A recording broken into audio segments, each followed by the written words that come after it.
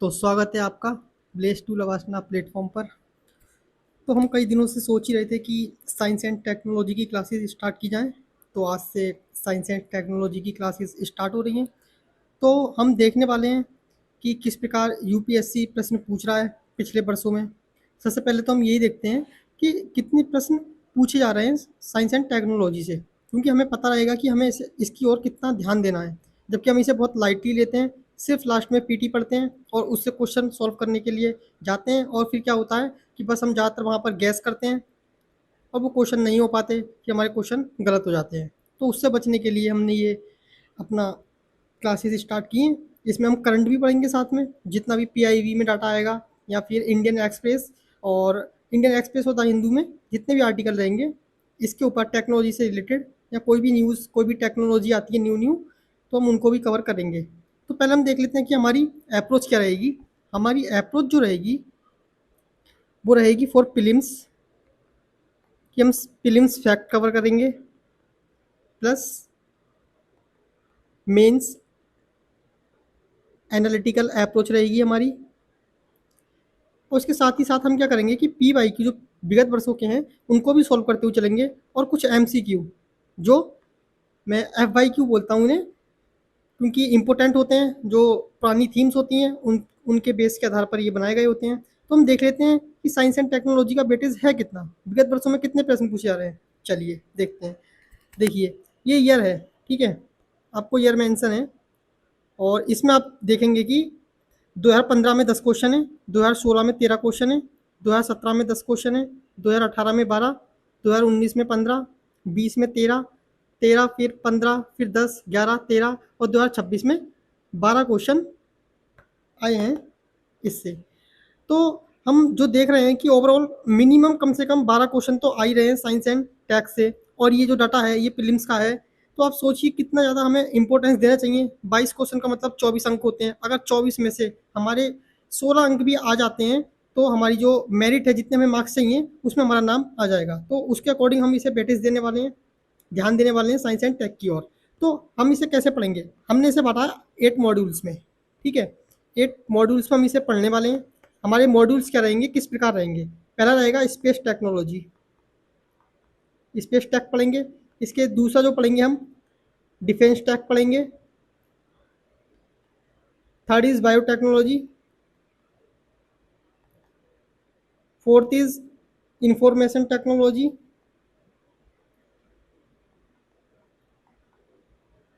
Information technology पढ़ेंगे।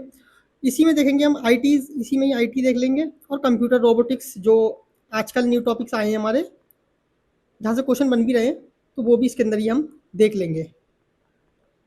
जो पांचवा रहेगा हमारा वो हेल्थ से रिलेटेड रहेगा, हेल्थ एंड मेडिकल, ये हम देखने वाले हैं।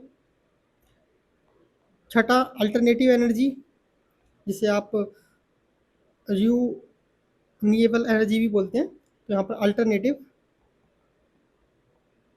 एनर्जी पढ़ने वाले हैं हम।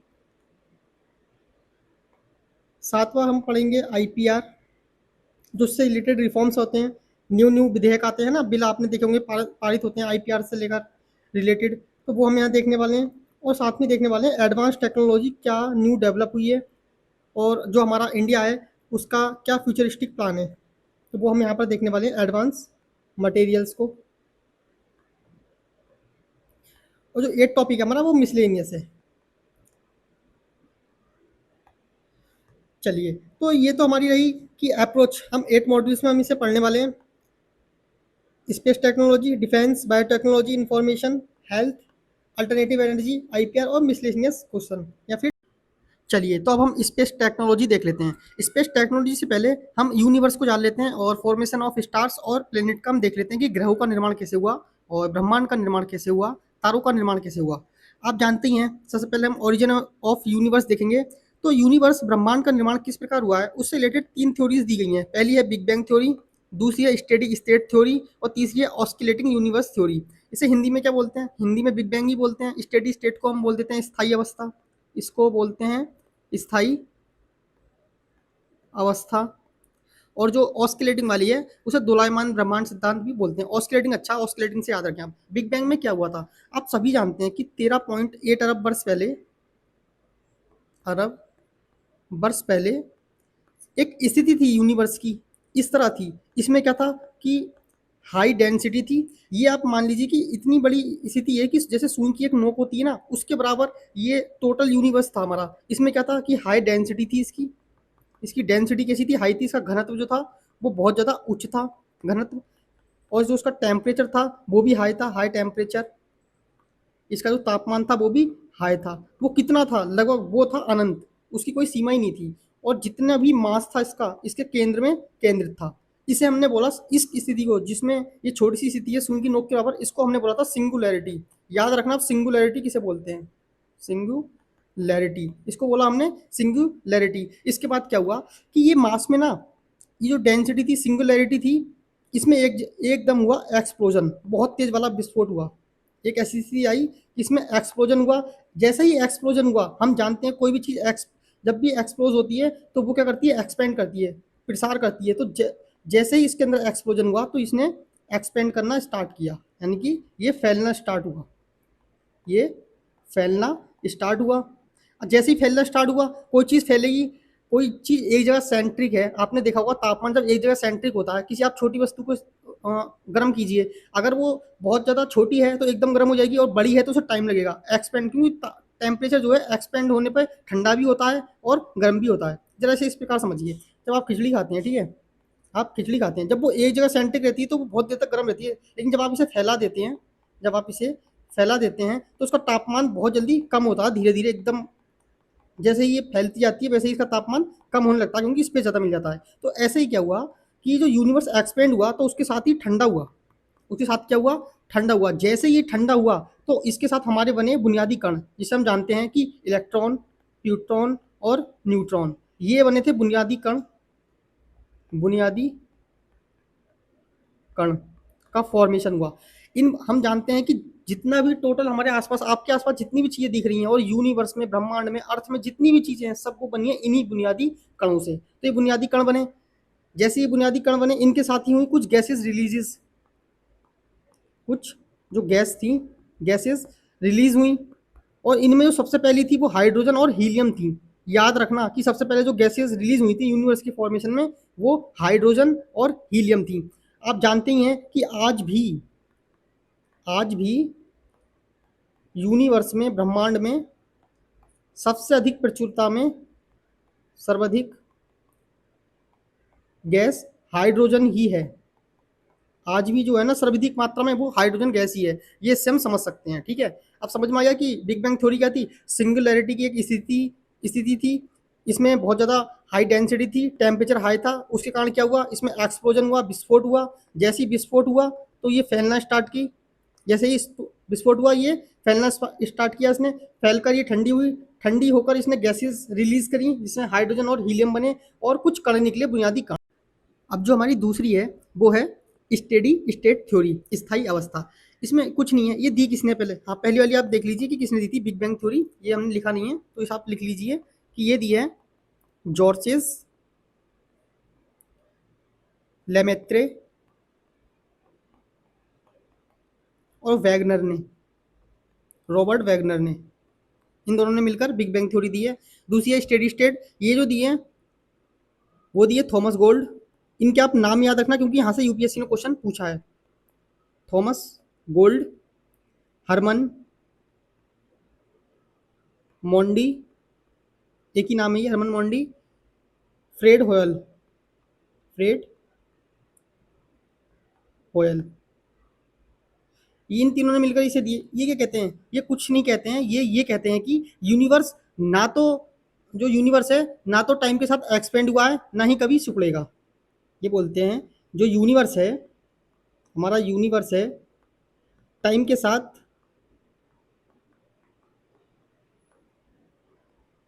ना तो एक्सपेंड हुआ था,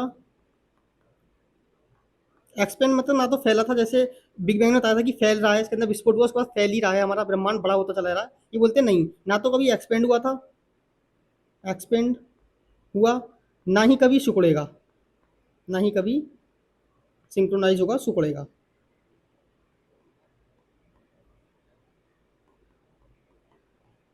ये हमारे समझ में आ गया, ठीक है। स्टेडी स्टेट थ्योरी कुछ नहीं है, बस ये है कि वो कहते हैं यूनिवर्स का ना ही वो फॉर्म, वो मानते हैं कि ना ही विस्तार हो रहा है ना ही कभी सिकुड़ेगा, जैसा था, जैसी आज अवस्था है वैसी प्रारंभ में रही होगी और वैसी ही आज है। ऑस्किलेटिंग यूनिवर्स थ्योरी जो है, ये डॉक्टर एलन संडेजा ने दी है, नाम याद रखना, ये प्लेन से पूछे जा सकते हैं और पूछे भी हैं। ये बोलते हैं कि यूनिवर्स जो है ना, यूनिवर्स का विस्तार और संकुचन एक निश्चित चक्र में होता है। जो यूनिवर्स है हमारा, इसका विस्तार होगा, इसका विस्तार प्लस संकुचन, प्लस संकुचन, सिकुड़ना मतलब, एक निश्चित चक्र में होता है, एक निश्चित चक्र में होता है। जैसे ये अभी स्थिति बताते हैं कि अभी क्या हो रहा है कि हमारा जो यूनिवर्स है वो एक्सपेंड हो रहा है, एक्सपेंड हो रहा है। ये बात तो बिग बैंग थ्योरी ने भी की थी कि मतलब सिंगुलैरिटी के बाद जैसे विस्फोट हुआ तो बोले कि हाँ एक्सपेंड होना स्टार्ट हो गया है। ये बोलते हैं कि एक्सपेंड भी हो रहा है, बट जो बिग बैंग थ्योरी ने नहीं कहा था वो उन्होंने आगे कहा है कि बट एक ऐसा समय आएगा, एक ऐसा समय आएगा कि यह संकुचित संकुचित होगा। इन्होंने एक स्टेप आगे जाके बोल दिया बिग बैंग थ्योरी से, उसने सिर्फ एक्सपेंड की बात की थी, ये बोल रहे हैं कि नहीं, एक ऐसा समय आएगा जब इसका संकुचन भी होगा, और वो होगा किसके कारण? अब बताइए संकुचन किसके कारण हो सकता है? ग्रेविटेशनल फोर्स के कारण, ग्रेविटेशनल फोर्स के कारण, जो कि हम पढ़ चुके हैं कि ग्रेविटेशनल फोर्स क्या होता है। अभी हमारे समझ में आ गया कि फॉर्मेशन ऑफ यूनिवर्स। अब स्टार का और देख लेते हैं हम, चलिए 1 मिनट में देख लेंगे, फिर उसके बाद सीधा हम टेक्नोलॉजी पे बात करेंगे। Formation of star. अब जरा आइए पहली वाली स्थिति पे, कि ब्रह्मांड, जब हमारा ब्रह्मांड ब्रह्मांड एक्सपेंड कर रहा था उस समय क्या हो रहा था? उसमें गैसेस निकल रही थी, उस समय गैसेस निकल रही थी, साथ में प्रोटॉन न्यूट्रॉन ये सब निकल रहे थे, तो धूल के कुछ कण भी निकल रहे होंगे, धूल के कण, ये गैसेस रिलीज हो रही थी स्टार्टिंग में और धूल के कण निकल रहे थे। तो इनसे क्या हुआ, एक क्लाउड का निर्माण हो रहा था, बादल बन रहे थे इनके, गैसेस के बादल बन गए होंगे उस समय। तो इस स्थिति को, जब जो क्लाउड बने थे, इसको हमने बोला था नेबुला, इसको हमने बोल दिया था नेबुला, आपने पढ़ा भी होगा, इसे हिंदी में बोलते हैं निहारिका। याद रखना, जब हमारा ब्रह्मांड एक्सपेंड हो रहा था उसमें कुछ गैसेस रिलीज हो रही थी, धूल के कण रिलीज हो रहे थे, और जब ये आपस में मिले, इन्होंने बादल स्वरूप एक संरचना बनाई, उसको हमने बोला नेबुला या निहारिका। फिर क्या हुआ? अब जानते हैं ग्रेविटी की, जो ग्रेविटेशन फोर्स है उसकी तो स्थिति होती है, वो तो उपस्थित होता ही है। तो ग्रेविटी के कारण क्या हुआ कि गैसेस जो थी ना, वो एक दूसरे के पास आने लगी। ये जो गैसेस रहे होंगे, क्लाउड्स रहे होंगे बहुत सारे, ये आपस में आने लगे पास, एक जगह पे इकट्ठा होने लगे ग्रेविटी के कारण।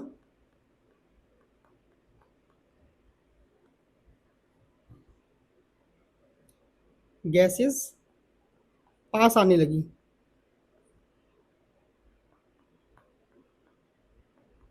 ठीक है, इतना समझ में आया हमारे कि गैसेस पास आने लगी। उससे क्या होगा, एक जगह इकट्ठी होने लगी होंगी, कोई मान लीजिए ये है, ठीक है, ये हमारा अर्थ है, ये अर्थ मान लीजिए अभी फिलहाल, इसके हम जो बीच में सेंटर में भाग होता है, सबसे अंदर वाला भाग होता है, उसको हम क्या बोलते हैं? कोर, जहाँ पे टोटल सारी चीजें होती हैं, सबसे गर्म पार्ट होता है पृथ्वी का। तो ऐसे ही जब इसका जो स्टार्स का फॉर्मेशन हो रहा होगा, तो सबसे पहली जो स्थिति रही होगी वो कोर होगी, तो वो सबसे ज्यादा गर्म रही होगी, जब एक जगह सिकुड़ रहे होंगे ये सब जगह सारी गैसेस, सबसे ज्यादा गर्म हुआ कोर। ये हमारे समझ में आया, ठीक है, इतना हमारे समझ में आया। ये हुआ कैसे होगा? मैंने अभी बताया था कि ऊपर रिएक्शन होती है। सबसे पहले जो हमारी उपस्थित गैसें थी वो कौन सी थी? हाइड्रोजन और हीलियम। तो हाइड्रोजन और हाइड्रोजन मिलकर हीलियम बनाती हैं, और जो ये चेन होती है, रिएक्शन होती है, इसको ही बोलते हैं हम नाभिकीय संलयन क्रिया, नाभिकीय संलयन, इट्स मीन फ्यूजन, ठीक है, फ्यूजन हुआ। अब फ्यूजन से क्या हुआ? इस फ्यूजन के कारण क्या हुआ कि ये जो पिंड रहा होगा, जो गैसेस से बना होगा, वो क्या हुआ? चमकने लगा होगा, चमकने लगा होगा।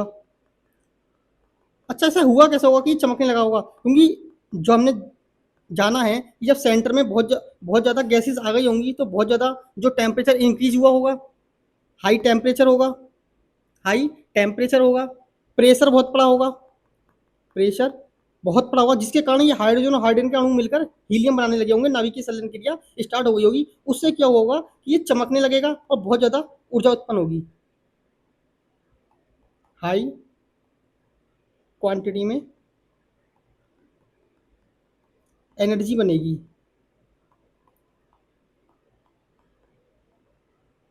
जैसे कि आज हमारा फॉर एग्जांपल सन है, सन भी एक स्टार है। तो कैसे बना होगा आपने समझा कि जब एक्सपेंड हुआ होगा स्टार्टिंग में, जब ये एक्सपेंड हुआ होगा क्या ब्रह्मांड हमारा, तो उस समय धूल के कण और गैसेस रिलीज हुई, वो आपस में मिलकर क्लाउड बनाया। क्लाउड, उस क्लाउड को हमने क्या बोला, नेबुला या निहारिका, उसको ही नेबुला और निहारिका बोला है। आप समझ जाना नेबुला और निहारिका क्या है। उसके बाद क्या हुआ, ग्रेविटी के कारण जो गैसेस थी आपस में पास आने लगी। सबसे ज़्यादा जो कोर था उसका गर्म होने लगा। वो कैसे गर्म होने लगा, हाई टेम्परेचर के कारण। जब गैसेस आपस में जुड़ेंगी तो एक जो कोर होगा उसका वो बहुत ज़्यादा गर्म हो जाएगा, आपस में पास में आएंगी, प्रेशर लगाएंगी, तो उससे क्या हुआ कि जो हाइड्रोजन और हाइड्रोजन के अणु थे वो आपस में मिलकर नाभिकीय संलयन क्रिया स्टार्ट कर देते हैं। उससे क्या होता है, बहुत अधिक मात्रा में एनर्जी निकलती है। उस एनर्जी के निकलने से बहुत तेज वो स्टार जो होता है चमकने लगता है। तो इस तरह से जो होता है हमारा स्टार्स का फॉर्मेशन होता है। अब ग्रहों का और जान लेते हैं बस 1 मिनट के अंदर। प्लेनेट का फॉर्मेशन, प्लेनेट का फॉर्मेशन कैसे हुआ है, इसके लिए हम जो हेल्प लेते हैं वो लेते हैं नेबुलर थ्योरी की। नेबुलर थ्योरी आप नाम याद रखना, ये जो दी है वो दी है इमैनुअल, इनका आपने नाम भी सुना होगा पर यहाँ नहीं सुना होगा, इमैनुअल कांट ने फिलोसफी में सुना होगा, इमैनुअल कांट और लाप्लास ने। लाप्लास का नाम तो आपने सुना ही होगा। तो इन दोनों ने मिलकर नेबुलर थ्योरी दी है, जब ग्रहों का निर्माण किस प्रकार होता है। अभी हमने देखा जब एक तारा बन रहा होता है ना ऊपर, जैसे कि हमने देखा जब एक स्टार का फॉर्मेशन हो रहा होता है, स्टार का फॉर्मेशन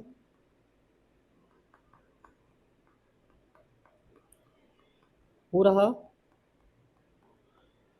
होता है, कि मान लीजिए ये स्टार है, ठीक है, इसका फॉर्मेशन हो रहा है, इससे जो अणु थे गैस के वो इसमें आके जुड़ रहे हैं। लेकिन ऐसा थोड़ी होगा कि सभी इसी जगह आके जुड़ जाएंगे।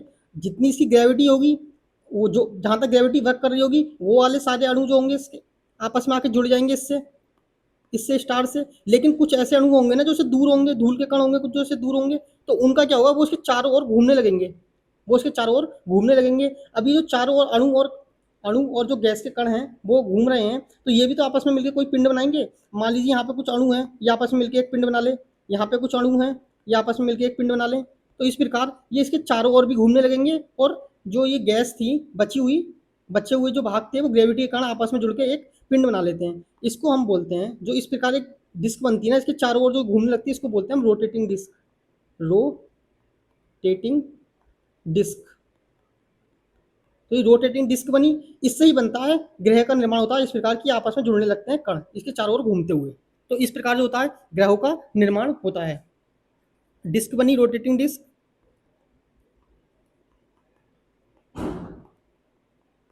Rotating disc formation. इतना समझ में आया।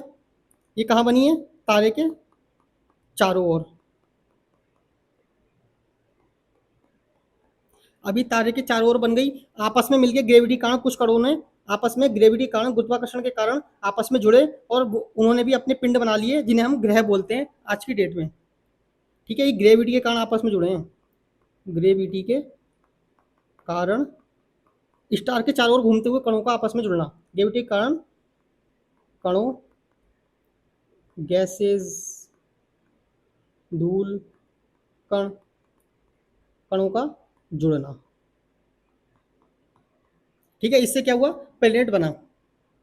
अब हमारे समझ में आ गया कि प्लेनेट कैसे बना होगा, स्टार कैसे बने होंगे, और जो ब्रह्मांड रहा है वो किस प्रकार एक्सपेंड हुआ, किस प्रकार उसका फॉर्मेशन हुआ है। अब सीधा आते हैं हम स्पेस टेक्नोलॉजी पे। हाँ, एक चीज़ और देख लीजिए, जैसे हम सन की बात कर लेते हैं अपने सोलर सिस्टम की, क्योंकि यहाँ से कभी क्वेश्चन पूछ ले।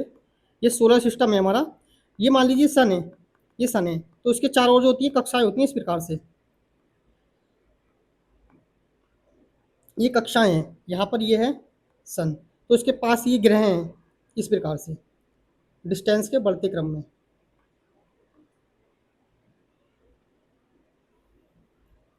ये जो ग्रह हैं शुरू के, पहला वाला बुध है, दूसरा शुक्र है जिसे आप जानते होंगे, सबसे ज्यादा चमकता भी, इसे पृथ्वी की सिस्टर भी बोलते हैं, जॉइंट सिस्टर भी बोलते हैं। इसके जस्ट बाद अर्थ आएगा, क्योंकि जॉइंट सिस्टर हैं, दोनों आपस साथ साथ रहेंगे, शुक्र और अर्थ। और लास्ट में मार्स। मार्स मतलब मंगल ग्रह। ये चार हो गए। इन चारों को जो बोलते हैं हम, जो सूर्य के निकट हैं, इनको हम बोलते हैं आंतरिक ग्रह या पार्थिव ग्रह। पार्थिव ग्रह, ये इनका नाम दे दिया हमने। ये लास्ट वाले, जैसे कि ये हो गया जुपिटर, हो गया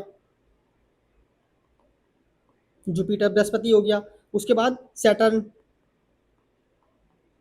फिर नेपच्यून, और फिर यूरेनस। ये हो गए, तो इनको बोलते हैं हम बाह्य ग्रह। बाह्य ग्रह या फिर जोवियन ग्रह, जोवियन प्लेनेट। बस इतना हमें जानना था इनके बारे में। अब हम सीधा चलते हैं। अब जैसे स्टार है, जैसे ये सन है हमारा, ये स्टार है, इसका फॉर्मेशन हुआ, इसकी अब जो है प्रोसेस चल रही है, कितने वर्षों तक जिएगा, उसके बाद कभी ना कभी तो इसका अंत होगा। तो जब इसका अंत होगा वो किस प्रकार होगा, वहां से यूपीएससी ने कई बार प्रश्न पूछे हैं विगत वर्षों में, और अभी हाल ही में भी यहाँ से क्वेश्चन पूछ रहा है, तो हम उस पर बात कर लेते हैं कि उस कंडीशन में क्या होता है। ठीक है, इस पर हम चलिए। तो अब तारे के अंत से जुड़ी परिकल्पनाएं हम कुछ देख लेते हैं। उससे पहले हम देख लेते हैं कि तारे दो टाइप के होते हैं। एक ये तारा है, एक ये तारा है। ठीक है, तो एक तारा होगा जो कि एवरेज होगा, एवरेज स्टार, और दूसरा जो होगा मैसिव स्टार, मैसिव स्टार। अब ये एवरेज स्टार हम किसे बोलेंगे, इन्हें बोलेंगे द्रव्यमान के आधार पर। इन दोनों को हम कैसे बोलेंगे, द्रव्यमान, जो उनका मास है, जो उनका वजन है, उसके आधार पर, द्रव्यमान के आधार पर। अब हमें कैसे पता लगेगा कि ये एवरेज स्टार है, ये मैसिव स्टार है, या इसकी क्या लिमिट है, कितने वेट पे हम इसे बोल देंगे, कितने द्रव्यमान पे हम इसे एवरेज स्टार बोल देंगे, कितने द्रव्यमान पे हम इसे मैसिव स्टार बोल देंगे। तो उसके लिए कुछ तो कोई लिमिट तो रही होगी ना। तो एक हमारे वैज्ञानिक थे चंद्रशेखर, चंद्रशेखर एक वैज्ञानिक थे, इन्होंने एक लिमिट दी, उसको हमने बोला चंद्रशेखर लिमिट, चंद्रशेखर लिमिट। अब वो लिमिट क्या है और कैसे स्टार का वर्गीकरण करती है। ये हमारा सन है, इसके आधार पे देखिए। ठीक है, ये सन है, इसका जितना भी द्रव्यमान है, जितना भी इसका भार है ना, हमने उसे मान लिया एम नॉट, हमने उसे क्या मान लिया, एम नॉट। तो अब चंद्रशेखर जी क्या कहते हैं कि जो स्टार एम नॉट का 1.44 गुने से कम होगा, गुने से कम होगा, उसको बोलेंगे हम एवरेज स्टार। उसको हम क्या बोलेंगे, एवरेज स्टार। और जो, ये पहली वाली कंडीशन है एवरेज स्टार की, और जो स्टार का द्रव्यमान 1.44 गुना गुना से अधिक होगा, से अधिक होगा, उसे हम बोलेंगे मैसिव स्टार या भारी तारा, मैसिव स्टार। समझ में आया। चंद्रशेखर जी ने एक लिमिट दे दी, एक कोई एक गणना रख दी, एक संख्या रख दी कि इतने गुना हो जाने पर, अगर वो सन का 1.44 गुना हो जाता है, तो वैसा जो स्टार होगा वो एवरेज स्टार कहलाएगा। अगर 1.44 गुना से उसका वेट अधिक हो जाता है, तो ऐसे स्टार को बोलेंगे हम मैसिव स्टार। तो आप समझ में आया आपको कि एवरेज स्टार क्या है। एवरेज स्टार वो है जिसका जो भार है, जिसका जो द्रव्यमान है, वो इससे कम है। और मैसिव स्टार वो है जिसका 1.44, जो कि चंद्रशेखर लिमिट है, उससे द्रव्यमान ज़्यादा है। इसके आधार पर हम वर्गीकरण कर सकते हैं एवरेज स्टार और मैसिव स्टार का। आप जानते हैं इसी के लिए ना इन्हें, ये कभी कभी ऐसे स्टेटमेंट दे दे, इसी के लिए इन्हें, चंद्रशेखर लिमिट के लिए इन्हें नोबेल पुरस्कार मिला था 1983 में। नोबेल भौतिकी का, फिजिक्स का नोबेल पुरस्कार मिला था इन्हें, नोबेल मिला। याद रखना, चंद्रशेखर को जो मिला है वो चंद्रशेखर लिमिट के लिए मिला है नोबेल पुरस्कार, किसी और जो उन्होंने आविष्कार किए हैं उसके लिए नहीं मिला है। अब आगे हम जान लेते हैं कुछ और, तारे का अंत किस प्रकार होगा, तारे का अंत।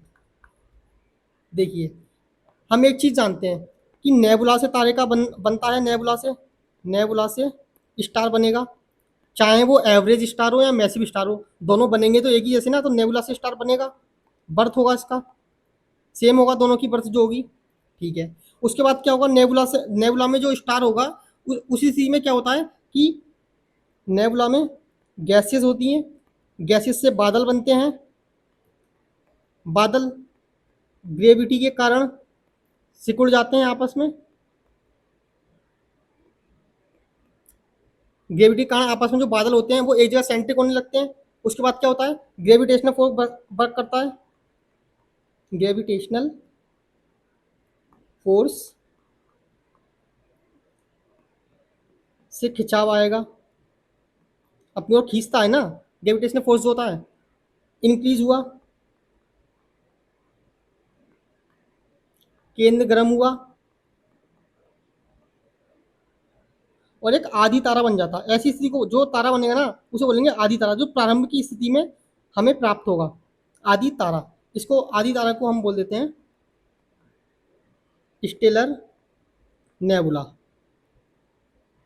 ठीक है, अब चलिए, अब इसके बाद क्या स्थिति होगी, जैसे कि हमारा, इसे बोल सकते हैं हम सन, एक सन है, सन स्टार है। सन स्टार बताइए कैसा होगा, मेसिव होगा या एवरेज होगा? जाहिर सी बात है, एम नॉट जो है हमने सन का द्रव्यमान माना है, और जो चंद्र का लिमिट है वो बोलती है कि 1.44 गुना, वो भी एम नॉट का, जितना सूर्य का द्रव्यमान है उसका अगर इससे अधिक होगा तभी वो क्या होगा, मैसिव स्टार होगा। तो जाहिर सी बात है, सिर्फ ये है एमओ है और वो सन का मास है, तो सीधी सी बात है ये एवरेज स्टार ही होगा। चलिए, अब आगे दो हिस्सों में बटेगा ये। पहली स्थिति होगी इसकी स्टेलर, जो कि हमने देखी, बर्थ तो सेम हो गया इनका, लेकिन जो डिवाइड होना स्टार्ट होते हैं, जो उनका अंत होना स्टार्ट होता है वो यहाँ से होता है, स्टेलर नेबुला से। अब ये दो भागों में चलेगा, एक इधर और एक इधर। जो पहला वाला होगा वो होगा एवरेज स्टार, एवरेज स्टार। इसका भार कितना होगा, 1.44 एम नॉट से कम होगा, और इसका भार जो होगा 1.44, जो कि चंद्र से का लिमिट है, एम नॉट से ज़्यादा इसका भार होगा, किसका, मैसिव स्टार का। ये एवरेज स्टार है, ये बना दिया, और ये है मैसिव स्टार, ये मैसिव स्टार है, और ये वाला एवरेज स्टार है। ठीक है, स्टार्टिंग में क्या होता है, हीलियम गैस होती है, हाइड्रोजन गैस होती है और हीलियम गैस होती है, इसमें भी हाइड्रोजन और हीलियम गैस होगी मैसिव स्टार में, दोनों में। दूसरी स्थिति में क्या होगा, उम्र गुजरेगी स्टार की, धीरे धीरे आगे बढ़ेगी, तो उसके अंदर जो हाइड्रोजन होगी वो हाइड्रोजन से, हमने देखा था कि हीलियम गैस बनती है, जैसे कि सन में बन रही है हाइड्रोजन से हीलियम। तो ऐसी स्थिति आएगी कि इसमें जो टोटल हाइड्रोजन होगी वो समाप्त हो जाएगी। अब H2 जो है वो समाप्त हो गई है, और इसके अंदर बची है सिर्फ हीलियम। अब हीलियम से क्या हो रहा है, नाभिकीय संलयन क्रिया हो रही है, नाभिकीय संलयन क्रिया हो रही है, जिससे ही चमक रहा है, जैसे कि आज हमारा सन है, हाइड्रोजन समाप्त हो चुकी है, हीलियम से ही चमक रहा है। इसको जो स्थिति बोलेंगे ना चमकने की, इसकी ये स्थिति होगी इसकी, इसको हम बोलेंगे रेड जाइंट। इसका नाम है, देख लेना, दूसरी स्टेट में ये रेड जाइंट बन रहा है, जहां पर हाइड्रोजन समाप्त हो गई है और हीलियम संचालित हो गई है, जिसमें फ्यूजन होना शुरू हो गया है। हिंदी में बोलते हैं इसे लाल दानव, लाल दानव। ये समझ में आया। इसके बाद जो दूसरी स्टेट आएगी, दूसरी नहीं तीसरी, उसमें क्या होगा कि ये जो बाहर जिसके कारण हाइड्रोजन, जो हाइड्रोजन थी समाप्त हो गई, जिसके कारण हीलियम के कारण ये चमक रहा था, फिर क्या होगा, इसी स्थिति में आके हीलियम भी समाप्त हो जाएगी, जो हीलियम गैस होगी वो भी समाप्त हो जाएगी, और सिर्फ बचेगा जो भारी वाला हिस्सा होगा हमारा, वो तो बेकार हो जाएगा, क्योंकि यहाँ पर जो स्थिति थी, ये जो नाभिकीय संलयन हो रहा था, इससे ये फैल रहा होगा। जब हीलियम जो है एनर्जी रिलीज करेगा तो ये फैलना स्टार्ट करेगा, जब ये रेड रंग का हमें दिखाई देता है, ये फैल रहा होगा उस समय। फिर एक ऐसी स्थिति आएगी कि हीलियम समाप्त हो जाएगा। हीलियम जब समाप्त हो गया तो जो उसकी भारी वाली कोर होगी ना, वहाँ एनर्जी पहुंचेगी नहीं, एनर्जी समाप्त, बस इसकी जो बीच में एनर्जी होगी वही बचेगी। तो यहाँ पे हीलियम समाप्त हो गया है, तो ये जो बाहर वाली स्थिति है इसकी, ये इनको ये अंतरिक्ष में छोड़ देगा, इनको अंतरिक्ष में छोड़ देगा। बाहरी परत जो होंगी इसकी, बाहरी परत को अंतरिक्ष में छोड़ देगा। जैसे ही अंतरिक्ष में छोड़ेगा तो इसका जो भारी वाला हिस्सा ये तो गायब हो गया, बस बचा बीच वाला। अब इसमें कुछ एनर्जी बची होगी, थोड़ी बहुत, थोड़ी बहुत ये गर्म रह गया होगा, थोड़ा गर्म रह गया होगा, जिसके कारण ये चमकेगा, जिसके कारण ये चमकेगा। इसको ही बोलते हैं व्हाइट ड्वार्फ, ये जो बचा इसको बोलेंगे व्हाइट ड्वार्फ, हिंदी में श्वेत दामन, श्वेत बामन। अब समझ में आया श्वेत बामन क्या है, कैसे बना। पहले ये अपना एवरेज स्टार था, हाइड्रोजन समाप्त हुई, हीलियम बची, उससे रेड जाइंट बना, लाल दानव बना। उसके बाद क्या हुआ, हीलियम भी समाप्त हो गई, कि जो भारी परत थी उसने छोड़ दी क्योंकि इसमें कुछ एनर्जी नहीं बची, तो बीच वाला पार्ट बचा, बीच वाले पार्ट को हमने क्या बोला, व्हाइट ड्वार्फ। और जब ये जितनी एनर्जी है ना ये भी समाप्त हो जाएगी, जब ये ठंडा हो जाएगा ना लास्ट में, तो ये बचेगा ब्लैक ड्वार्फ, कुछ नहीं बचा, फिर ये समाप्त हो चुका है लास्ट स्टेज है इसकी। इस तरह तो एवरेज स्टार का अंत होगा। लेकिन अब हम बात करते हैं मैसिव स्टार की, दूसरा है हमारा मैसिव स्टार। अब मैसिव स्टार के बारे में हम बात कर लेते हैं।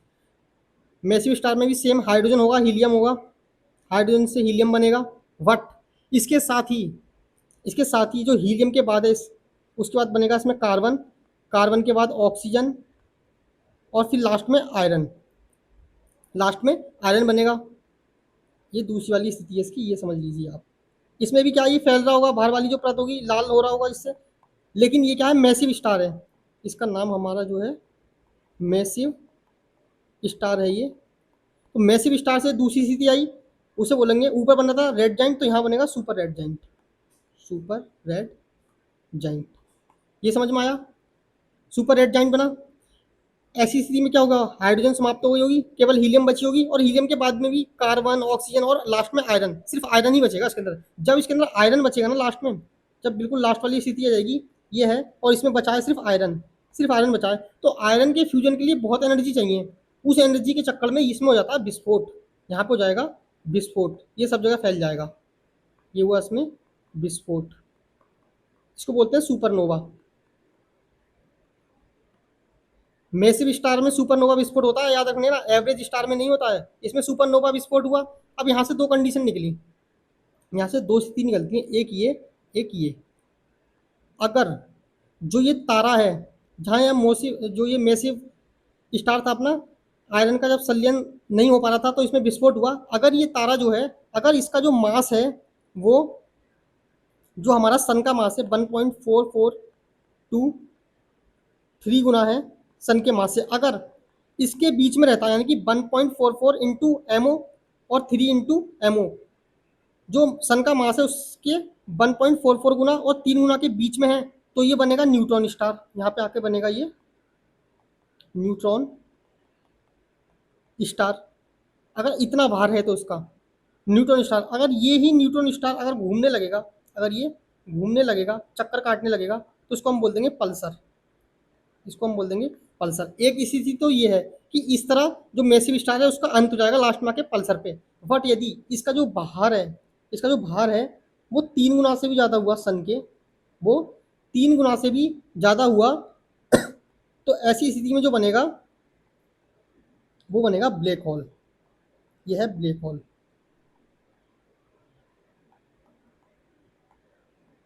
यहाँ बनेगा ब्लैक होल। इस तरह जो है इसका अंत होगा। अब आपको समझ में आया कि किस तरह मैसिव स्टार का अंत हो रहा है, किस तरह एवरेज स्टार का अंत हो रहा है। तो ये दो स्थिति हैं जहां से यूपीएससी ने क्वेश्चन पूछा है। याद रखनी है सुपर रेड जाइंट वाली स्थिति, उसके बाद सुपरनोवा विस्फोट जो हो रहा है मैसिव स्टार में होगा, सुपरनोवा विस्फोट सिर्फ मैसिव स्टार में होगा। जबकि आप एवरेज स्टार में देख रहे हैं कि नाभिकीय संलयन की क्रिया हुई थी, सेकंड रेड जाइंट बना था, रेड जाइंट के बाद हीलियम समाप्त हो गया था। परंतु यहाँ पे क्या था कि यहाँ पे जो ये जो भार है इसमें इसमें आयरन वगैरह नहीं बन रहे थे, इसके जो फ्यूजन वगैरह हो रहा था लास्ट में आयरन का, यहाँ पर हम देखेंगे मैसिव स्टार में, वो एवरेज स्टार में नहीं हो रहा है। तो इसी कारण जो है यहाँ पे विस्फोट हो जाता है, बहुत ज़्यादा एनर्जी निकलती है जिससे विस्फोट हो जाता है। ग्रेविटी कारण आपस में ये जो पूरा तारा है ना, यहाँ पे जो आयरन बचा, तो ये पूरा तारा अंदर की तरफ ढह जाएगा, पूरा तारा अंदर की तरफ ढह जाएगा, पूरा एक जगह ब्लास्ट हो जाएगा। जैसे ही ब्लास्ट होगा तो इससे अगर मास जो ये बचा उसका मास अगर इतना है 3 गुना तक है, 1.44 से ज़्यादा होगा, इतना तो मैं मालूम पड़ गया कि मैसिव स्टार का 1.44 से तो ज़्यादा होगा, लेकिन वो 3 गुना तक है तो न्यूट्रॉन स्टार बनेगा। और उसके बाद अगर ये घूमने लगेगा तो पल्सर बन जाएगा, इसको ही पल्सर बोल देंगे। न्यूट्रॉन स्टार की अगली स्थिति पल्सर है, एक टाइप का न्यूट्रॉन तारा ही है पल्सर, ये यूपीएससी ने पूछा है, आगे दिखा भी दूंगा। और यदि उसका मास जो है 3 गुना से भी अधिक है, 3 गुना से भी अधिक है सन के मास के, तो फिर क्या बनेगा, ब्लैक होल। ये हमारे समझ में आ गया है अब, फॉर जो हमारा इसका अंत था तारे का वो क्लियर हो चुका है।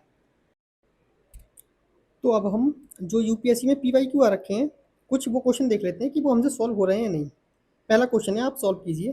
आपकी स्क्रीन पर पोस्ट कर दिया। ठीक है, आपने क्वेश्चन कर लिया होगा। अभी हमने पढ़े थे, जब हम तारे का अंत पढ़ रहे थे तो उसमें हमने देखा था कि स्टेलर नेबुला था, स्टेलर नेबुला था। इससे 2 प्रकार के जो तारे थे वो बन रहे थे, पहला एवरेज और दूसरा मैसिव।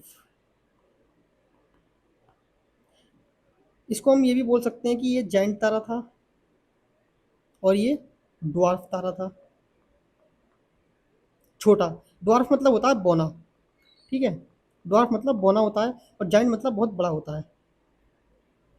यहाँ पे विशाल तारा बोल सकते हैं इसे। अब आप सोचिए, ये एक तारा है, यहाँ पे नाभिकीय संलयन क्रिया हो रही है इसके बीच में, जो हाइड्रोजन प्लस हाइड्रोजन मिलके हीलियम बना रहे हैं, नाभिकीय संलयन। अब ये जब ये बहुत बड़ा तारा है और इसके बीच में बहुत ज़्यादा सेंट्रिक एनर्जी है, तो उसका टेम्परेचर जो होगा, इसका टेम्परेचर बहुत ही ज़्यादा अनंत होगा, इसकी डेंसिटी बहुत ज़्यादा हाई होगी, डेंसिटी बहुत ज़्यादा हाई होगी, इसका जो मास होगा वो बहुत ज़्यादा होगा, मास इसका बहुत ज़्यादा होगा, अनंत होगा, और जो उसमें प्रेशर होगा ना वो भी अनंत होगा, वो भी अनंत होगा। तो ऐसी स्थिति में क्या होगा, जो इसके अंदर ईंधन है, जितना भी ईंधन है इसके अंदर, तो वो जो उसके कारण जो नाभिकीय संलयन क्रिया हो रही है वो बहुत तेजी से होगी कंपेयरिंग बौने तारा। बौने तारे में क्या है, छोटा है, इसका मतलब ये नहीं आप आकार से मत समझिए, आप समझिए इसकी एनर्जी से, इसके पास कितनी ईंधन है, कितनी एनर्जी है। जितनी ज़्यादा सेंट्रिक टेम्परेचर होगा, डेंसिटी होगी, प्रेशर होगा सेंट्रिक जितना भी, तो उसके कारण वहाँ पर क्रिया जो होगी वो बहुत ज़्यादा तेज होगी, जो प्रोसेस होगी, जो न्यूक्लियर फ्यूजन है, हमारी जो प्रोसेस है वो बहुत तेज होगी। जो कि हमारा बौना तारा है, ड्वार्फ तारा है, ड्वार्फ तारा है, इसमें जो रिएक्शन होगी वो इसकी कंपेरिजन में बहुत कम होगी। इसकी कंपेरिजन में टेम्परेचर भी कम होगा, इस पे प्रेशर भी कम पड़ेगा। तो जहाँ पे ज़्यादा ईंधन खर्च हो रहा है ना, जहाँ पे ज़्यादा ईंधन खर्च हो रहा है, तो वो अगर ज़्यादा ईंधन खर्च होगा तो उसकी उम्र भी तो कम हो जाएगी ना।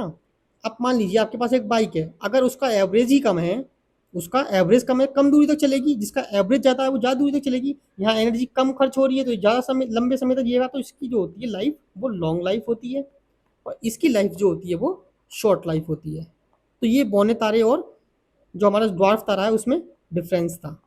अब हम कर लेते हैं, विशाल तारे बौने तारों की तुलना में बहुत अधिक समय तक जीवित रहते हैं। विशाल तारे ज़्यादा समय तक जीवित रहेंगे, इनका एवरेज कम है, एनर्जी ज़्यादा ले रहे हैं, ये नहीं, पहला गलत है। दूसरा देखते हैं, बौने तारों की तुलना में विशाल तारों में नाभिकीय अभिक्रिया की दर बहुत अधिक होती है, ये बात सही है। दूसरी वाली जो है हमारी वो सही है कि इसमें जो दर होती है वो बहुत अधिक होती है, तो इसका आंसर जो हो गया डी हो गया। अब चलिए आगे देखते हैं, दूसरा क्वेश्चन कीजिए। ठीक है, आपने दूसरा क्वेश्चन कर लिया होगा। इसमें दिया गया है कि अंतरिक्ष में दी गई वस्तुएं और उनका विवरण दिया गया है, आपको बस मैच करना है कि इससे मैच हो रहा है या नहीं। पहला है सैफिट्स। सैफिट्स क्या थे, सैफिट्स जो होते हैं तारे जो समय समय पर चमकते और मंद होते हैं। निहारिका जो होती है अंतरिक्ष में धूल और गैस के विशाल बादल होते हैं। अभी हमने पढ़ा था नेबुला, नेबुला पढ़ा था ना, जब यूनिवर्स का फॉर्मेशन हो रहा था, उससे गैसेस निकल रही थी, धूल, फिर वो आपस में मिलके क्या बना रहे थे, स्टार्स बना रहे थे। स्टार्स के फॉर्मेशन में भी देखा था हमने नेबुला। तो निहारिका जो है वो अंतरिक्ष में धूल और गैस के विशाल बादल हैं। तो इसका ये होगा, इसका ये होगा, ये दोनों तो गलत हो गए। पल्सर क्या है, न्यूट्रॉन तारे जब बनते हैं तब बनते हैं जब विशाल तारों का ईंधन समाप्त हो जाता है। वही हमने देखा था ना प्रोसेस। आगे ये जो हमने पहला ये देखा यहाँ पर मैसिव तारा था, ठीक है। मैसिव तारे के बाद क्या हुआ, रेड जाइंट बना यहाँ पे, रेड जाइंट। रेड जाइंट के बाद क्या हुआ, इसके अंदर विस्फोट हो गया। आयरन का जो था हमने देखा ऊपर अभी, आयरन का नाभिकीय संलयन नहीं हो पाया, उसके कारण क्या हुआ, तारा अंदर की तरफ ढह गया और विस्फोट हो गया। तारा अंदर की तरफ ढह गया और विस्फोट हो गया। इसी से दो स्थिति निकली थी, एक ब्लैक होल वाली और दूसरी न्यूट्रॉन तारे वाली। न्यूट्रॉन तारे को ही हमने बोला था पल्सर, जब ये घूमने लगा था तो एक प्रकार का न्यूट्रॉन तारा ही था। तो वही है, पल्सर जो है न्यूट्रॉन तारे जो तब बनते हैं जब विशाल तारे का ईंधन समाप्त हो जाता है और वे ढह जाते हैं। ठीक बात है, तो इसका आंसर जो होगा केवल एक होगा। अब क्वेश्चन नंबर 3 देख लेते हैं हम। ठीक है, आपने कर लिया होगा। इसमें क्या दिया हुआ है कि कौन से कथन अल्बर्ट आइंस्टीन के सामान्य सापेक्षता सिद्धांत, इसके आधार पे हमें ये कथन जो है वो देखने हैं। आप क्या करते हैं, सीधे कथन देखते हैं, ये देखा नहीं है कि आइंस्टीन के आधार पे पूछा है, किसके आधार पे पूछा है, बस सीधा कर दिया। तो हमें पहले ये भी देखना होता है, ठीक है। चलिए कथन देखिए, पहला, प्रकाश गुरुत्वाकर्षण से प्रभावित होता है, बिल्कुल होता है, आप बचपन से पढ़ते हुए आ रहे हैं। बचपन से तो नहीं, लेकिन आपने बाद में तो पढ़ा ही होगा अभी आकर, कि जो ब्लैक होल होता है उसके पास में अगर प्रकाश भी जाए ना तो वो उसको भी निगल लेता है। तो अगर मान लीजिए कोई बड़ा तारा है, कोई बड़ा स्टार है, मैसिव स्टार है, ये ब्लैक होल है या कोई बड़ा मैसिव स्टार है, मैसिव स्टार है, तो इसके पास से मान लीजिए प्रकाश जा रहा है, जब इसके और पास जाएगा तो इसकी तरफ आकर्षित नहीं हो जाएगा, ये अपनी तरफ खींच नहीं लेगा इसे, ये अपनी तरफ खींचेगा नहीं, मुड़ेगा नहीं, तो इसके काम मुड़ेगा। यही जो है सामान्य सापेक्षता सिद्धांत में बताया है, आइंस्टीन ने इसे बोल दिया। इस स्थिति को आइंस्टीन ने जो बोल दिया उसको बोलते हैं ग्रेविटेशनल लेंसिंग। अब आपसे कोई भी पूछे ग्रेविटेशनल लेंसिंग क्या होता है, प्रकाश का मुड़ना, किसी बड़े स्टार के कारण प्रकाश का मुड़ना जो है वही ग्रेविटेशनल लेंसिंग है। दी किसने? अल्बर्ट आइंस्टीन ने। कौन से सिद्धांत के आधार पर? सामान्य सापेक्षता सिद्धांत, थ्योरी ऑफ रिलेटिविटी। तो ये हमें ध्यान रखना है, पहला ठीक है। दूसरा है ब्रह्मांड निरंतर विस्तारित हो रहा है, सही बात है, ये तो बिग बैंग ने भी कहा है, और जो सामान्य सिद्धांत है अल्बर्ट आइंस्टीन का, उन्होंने भी इस चीज़ को स्वीकारा है। तो पहला भी ठीक, दूसरा भी ठीक। ये कैंसिल हो गया, ये कैंसिल हो गया, दो स्टेटमेंट तुम्हारे गए। अब लास्ट देख लेते हैं। पदार्थ अपने आसपास के अंतरिक्ष समय को घेरता, अंतरिक्ष समय को घेरता है पदार्थ, बिल्कुल सही बात है। जो ब्लैक होल है, आपने ब्लैक मैटर भी पढ़ा होगा, ब्लैक मैटर जो कि सबसे ज़्यादा अधिक मात्रा में होता है वो भी स्थान घेरता है। तो पदार्थ अपने आसपास के अंतरिक्ष समय को घेर घेर लेता है, बिल्कुल सही बात है। पदार्थ जो अंतरिक्ष में होते हैं वो अंतरिक्ष समय जो होता है उसको भी घेर लेता है। तो इसका आंसर डी ठीक होगा। क्वेश्चन 4 वेरी सिंपल, देखिए आप हिंदी में देखिए और इंग्लिश में भी देख लीजिए। ठीक है, कीजिए। इसने पूछा कि event horizon, singularity, string of theory, standard model जैसे शब्द कभी कभी खबरों में रहते हैं, उनको तना कि किससे रिलेटेड है बस। पहला, ब्रह्मांड एवं अवलोकन से, बिल्कुल सही बात है। सूर्य चंद्र ग्रहण के अध्ययन से नहीं, पृथ्वी की कक्षा में उपग्रह से नहीं, पृथ्वी के जीवित जीवों से नहीं। ये तीसरे वाले नहीं है, बस पहला वाला हमने देखा था कि जो यूनिवर्स का फॉर्मेशन हो रहा था उसमें पहली स्थिति बिग बैंग में सिंगुलैरिटी ही थी, तो वहां से भी हम समझ सकते हैं। Event horizon, string of theory, standard model, अभी हम आगे एस्ट्रोफिजिक्स पढ़ेंगे, उसके आधार पर देखेंगे। तो ये हमारी ओरिएंटेशन क्लास थी आज, तो बस सिर्फ बताने के लिए कि हम आगे कैसे पढ़ने वाले हैं। पीवाईक्यू भी करेंगे, कुछ एमसीक्यू भी आगे ऐड होते रहेंगे। लेकिन आपका जो फीडबैक मिलेगा इस क्लास के बाद, मैं उसके बाद ही आगे इस क्लास को, जो ये सीरीज है पूरी साइंस एंड टेक की, उसे स्टार्ट रखूंगा और एक एक चीज़ बताऊंगा भी, समझाऊंगा भी, अगर आपने फीडबैक अच्छा दिया तो आज हमारी ओरिएंटेशन यहीं पे क्लास जो है समाप्त होगी। अगली क्लास में हम एस्ट्रोफिजिक्स को ही कैरी ऑन करेंगे, जिससे क्या होगा कि जो हमारे जितने भी पॉइंट्स हैं ना एस्ट्रोफिजिक्स में जो रह गए हैं, अभी तो स्टार्ट ही हुई है, जितने भी रह गए हैं और जितने भी संभावना हो सकती है आने वाले भविष्य में, उनको भी हम कवर कर लेंगे। उसके आधार पर कुछ जो पीवाईक्यू है उन्हें भी देखेंगे, और कुछ एमसीक्यू जो जिन्हें मैं एफवाईक्यू बोलते हूँ, फ्यूचर क्वेश्चन बोलता हूँ, वो भी हम देखेंगे अच्छे से। ठीक है, धन्यवाद।